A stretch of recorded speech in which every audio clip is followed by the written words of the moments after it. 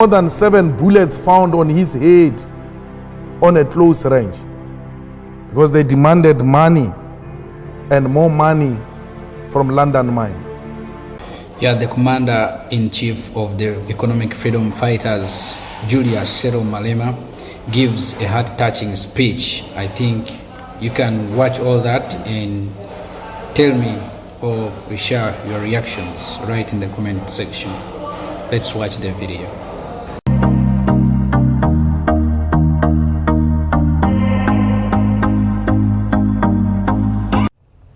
And we came here to come and share with you our story in South Africa and our struggles and sufferings which we're going through in the country on a daily basis. And this platform is a very correct platform because we come from a country where students are in the forefront of the struggle. We come from a country where students are leading the struggle against colonialism. We come from a country where students are fighting against white supremacy and a capitalist system that has divided our country and excluded the indigenous people of South Africa and Africa as a whole. It is the students of South Africa, following the speech of the EFF in Parliament of South Africa, that demanded that Rhodes must fall. They do not say Rhodes must fall because of their hatred of white people, but they said Rhodes must fall because they hated what Rhodes represented: a white supremacy, a system that projected white people as superior and black people as inferior, a system that subjected black people to a situation where they were denied education so that they can be suppliers of cheap labor. Rhodes took our land. Rhodes introduced a system that led to a black genocide. Rhodes exploited our minerals and natural resources and left South Africa without anything that will demonstrate that this country is a mineral-rich country. We cannot continue to celebrate people who represented a racial divide of our people. So the students in South Africa are demanding, and they've succeeded, that everything else that represents backwardness and racial division and hatred of black people should not be celebrated. The students, after the defeat of those who believed that those who perpetuated white supremacy should be celebrated, they went further to demand that education should not be a commodity. It must be free for all, because education is a right protected and enshrined in the Constitution of the Republic of South Africa. They agreed, those students, that no university in South Africa should increase fees, because fees as they are now, they are extremely expensive. The government of South Africa agreed that they will not increase fees, and they thought that they have successfully silenced the students. Upon agreeing, in the same way they agreed to remove Rhodes, the students said 0%, no increase is not enough, we want free education. Following the success of the students to put on the national agenda the importance of education, then the workers in the university demanded to be incorporated as employees of the universities, because in South Africa, workers are not part of the staff complement of the universities. They are outsourced, they are owned by labor brokers, they've got no benefits, they've got no rights. They work for universities, some of them for more than 30 years. When they go on pension, they've got nothing to show.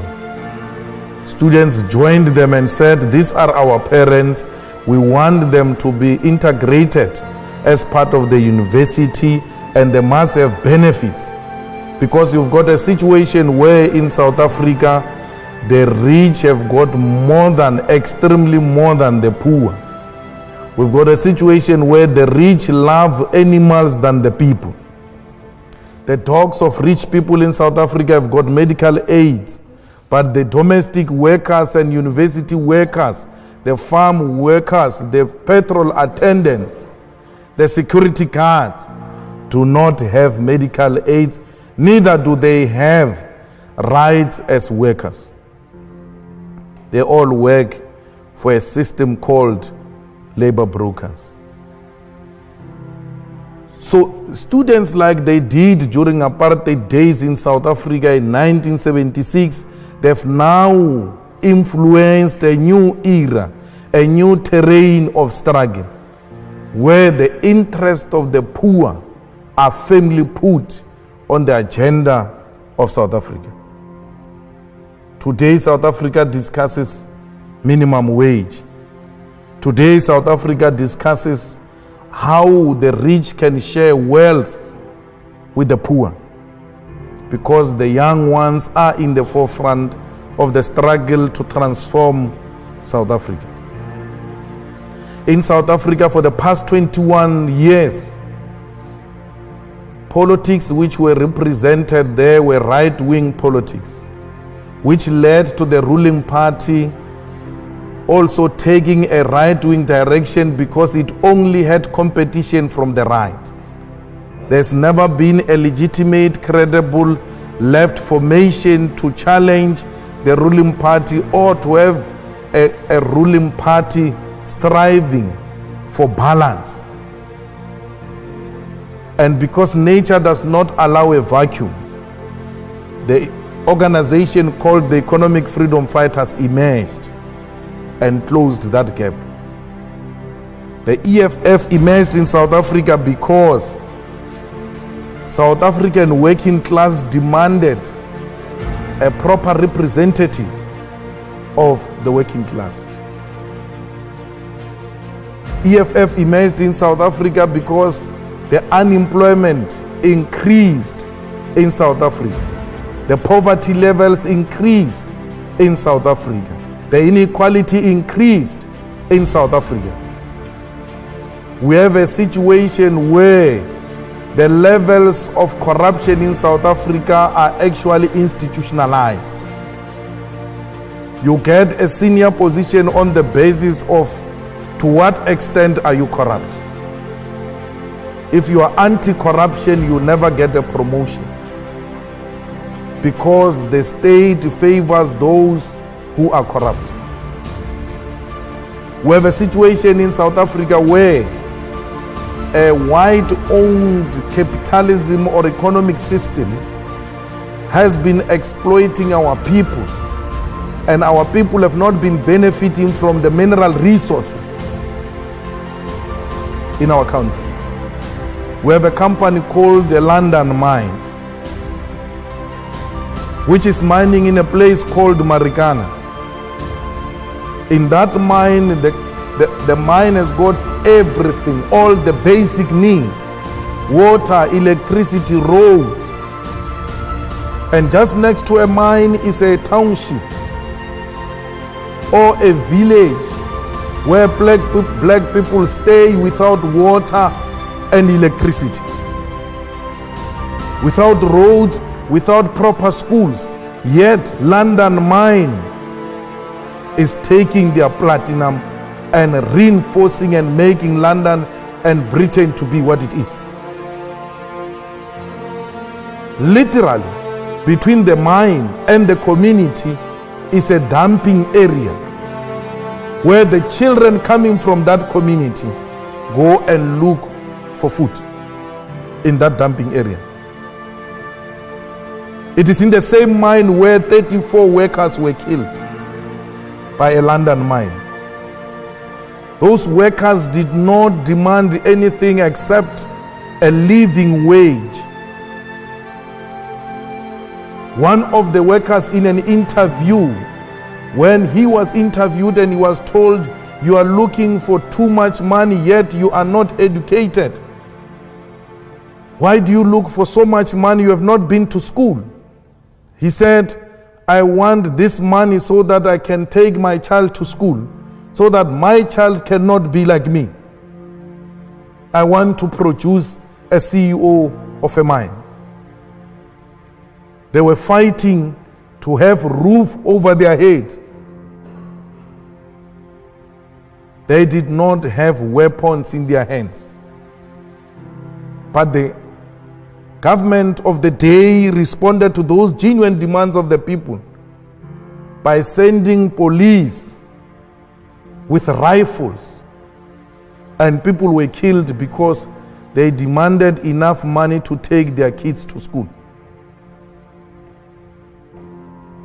Some of them, when police arrived, they raised their hands and pleaded that police should not kill them. Police shot defenseless masses of our people. One of the people who was shot there was one man who was wearing a green blanket called Mambush, with more than 7 bullets found on his head on a close range, because they demanded money and more money from London Mine. When people demand water, they get shot at and killed by the government. When people demand better living conditions, the response of the state is to kill those people. We're fighting against that. When the students demand free education, they get locked up by the regime. We're fighting against that. We're fighting for equality in our country. We do not want to replace white supremacy with black supremacy. We want to create a society where all of us exist as human beings and not as white and black. We want to restore the dignity of the African continent and position Africa as an equal partner in the world economy and international politics. We want Africa to be like Europe. We don't want Europe to treat Africa like it is its own subject. Africa's time is now. No one should continue with the exploitation of our minerals without our involvement. Not even China will be allowed to recolonize Africa. We are called economic freedom fighters because we want any foreign direct investment to come and invest in Africa through our own terms and to the benefits of the people of Africa. It might be a dream. Some might think it's not real. But we know we're going to achieve it. For because this dream is not just a dream but a generational mission. It's a generational mission we are not prepared to sell out. We want to restore the dignity of African people. We want to ensure that African people are equal partners in trade, in politics, in every subject that the world is debating. We want to follow in the footsteps of Nelson Mandela.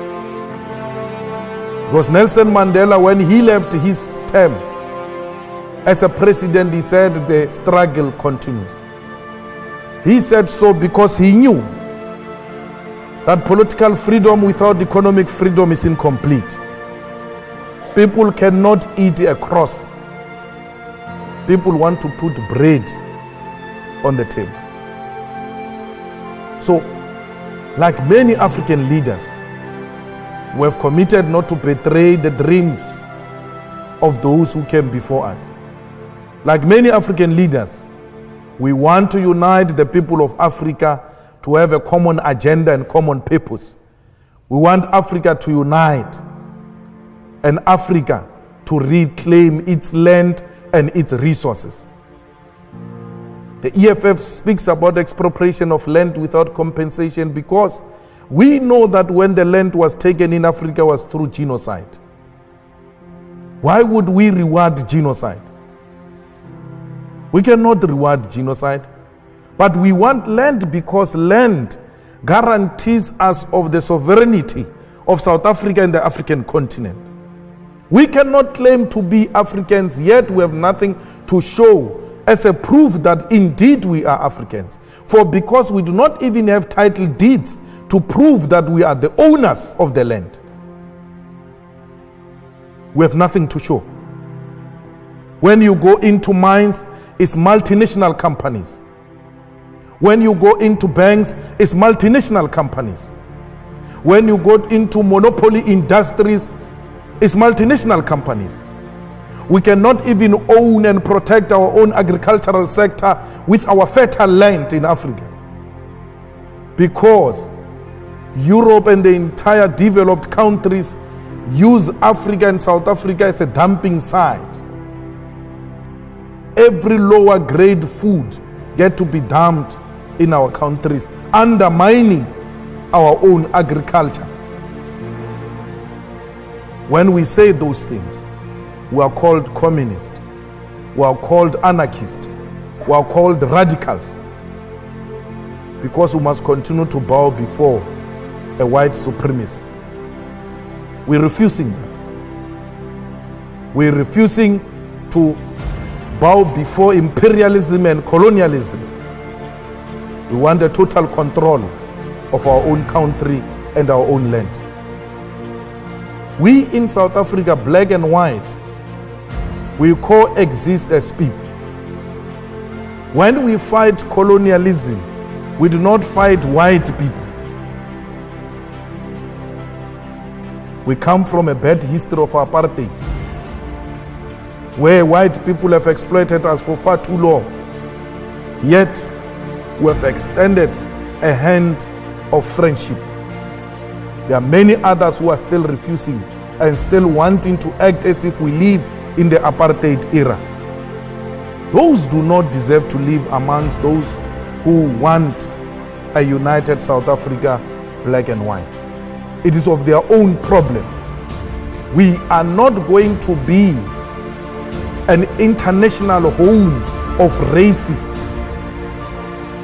We are not going to be an international capital city of racism. We refuse that black people must still bow before white people. And that does not mean you must go away. We are going to reverse the legacy of apartheid through robust engagement and not through pretentious arrangement. We are still hating. We have seen people dying before us. We have seen many children killed by apartheid regime. Yet we came out and said we remain brothers. But there are those who are refusing to show remorse and wanting to perpetuate that which happened during apartheid times.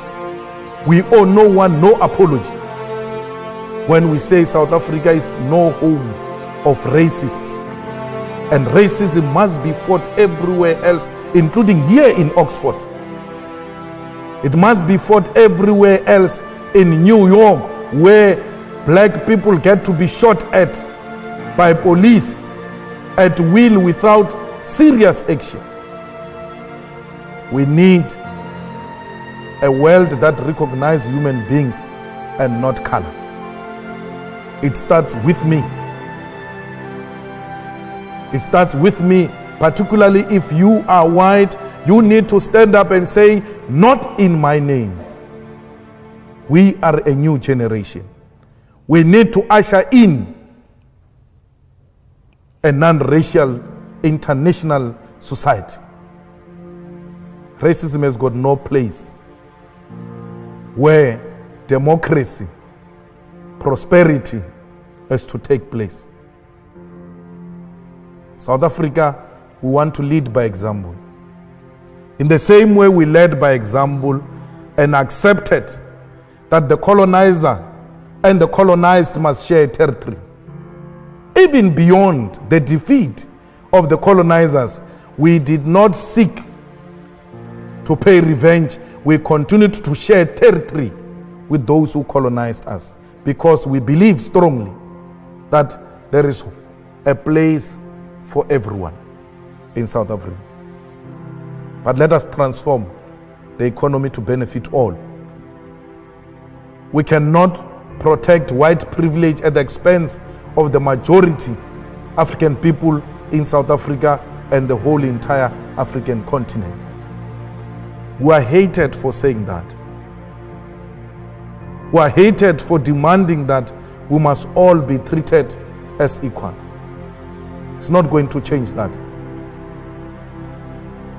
We will rather die for a dream that is going to be realized by many generations after us. Even if we don't realize it ourselves, we've made a commitment to lay a firm foundation for generations to come. We seek to inspire confidence amongst many, many, many African masses that they must stand on their own.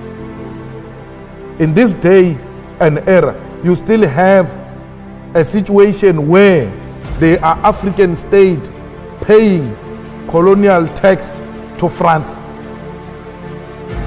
France, it is what it is because of those African states. You have the reserve banks of African states in France and not in Africa itself. And we must accept that and say it is acceptable, it is in the interest of Africa. It is not. We want Africans to have control over their own currency. We want Africans to have control over their own economy and what constitutes their own economy. Our struggle seeks to inspire that. Our struggle seeks to inspire accountable African leaders, not dictators, not unaccountable leadership that turns a public purse into a personal purse. Some leaders in Africa, when you ask them for money, they go and fetch from a reserve bank and give it to you because they treat a reserve bank as a personal bank account. It can't be. We want leaders who are responsible. We want leaders who are accountable. We want leaders who will go to elections and be elected through democratic means. Let people determine their own leadership and not because leaders are torturing them and intimidating them and imposing themselves on the people. We were happy when South Africa became one of the last liberated countries because we thought we would learn from many failed African states and not repeat similar mistakes. But it looks like we are traveling in the same direction that was traveled by failed African states. In the whole of Africa, I met some of the students earlier, some are doing research in Africa. You must go and check the facts. In every failed state, it became so because of an individual called the president. The president takes over the country and everything else gets to be designed around the individual called president. They move from a democratic rule to personal rule. They respect individual more than the state institutions. If a president does not like a red beret, a law is passed that all red berets are banned in this country. If the president in South Africa does not like a corruption fighting institution called Scorpions, they go and close down that Scorpions so that he can steal more than 250 million rands. I don't know what is that in pounds. because he doesn't want to go to prison. Every institution that wants to take him to prison for corruption, he destroyed that institution. The Scorpions closed down because that was going to cause him problems. Now we've got a beautiful lady called the public protector fighting corruption. The president is after her. Because anyone fighting corruption in South Africa is the enemy of the president. And if that president is left alone, South Africa will become one of the failed African states. Not under our watch. The EFF has arrived. The EFF is going to protect the sovereignty and the democracy of South Africa. The EFF is going to revive correct politics in Africa and position Africa at a correct path in the international politics. It is possible. We have taken that position, and many in Africa are willing to follow. So we came here to the Oxford Union and to London because we are going to meet many other institutions, including thinking tanks and investors in Africa. I mean, in UK. Those who want to invest in Africa, those who love peace and democracy, those who love the sharing of wealth amongst people. We need your support.